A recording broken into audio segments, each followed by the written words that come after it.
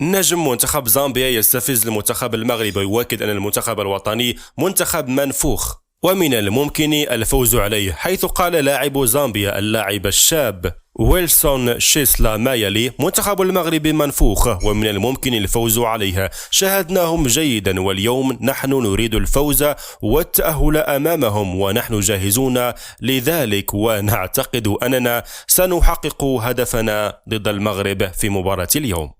هذا التصريح فكرنا في التصريحات ديال جماهير الأردن والسعودية وعمان فاش كانوا تيقولوا على المنتخب المغربي الرديف هاتوا المغرب، وملي كيجي المنتخب المغربي تيفوز عليهم حتى أنه في الأخير خدا كأس العرب. ولكن في نفس الوقت يبين أنه المستوى اللي بان به المنتخب المغربي ضد منتخب مالي خلى الخصوم ديال المنتخب الوطني كيستهنوا نوعا ما بالمنتخب الوطني المغربي، وهذا الأمر حاجة لإيجابية بأقصى درجة، أن الخصوم ديال كيستهنوا أو على الأقل ما يبقاوش كيعتبروك منتخب مرعب باش ما يوجدولكش خطة دفاعية 100%. وبرغم من هذا التصريح ديال هذا اللاعب الشاب فباين 100% اصلا ان منتخب زامبيا اليوم غيلعب بكتله دفاعيه منخفضه وغادي يحط لنا طوبيس في الدفاع. غير مثل هذه التصريحات تخلي هاد اللاعبين يوقعوا في فخ الغرور، وكتكون حاجه ايجابيه لهذاك الفريق الخصم اللي هو في هذه الحاله المنتخب الوطني المغربي اللي وصفوا هذا بالفريق المنفوخ. وطبعا هو تصريح غير احترافي اطلاقا، وتصريح لا يخرج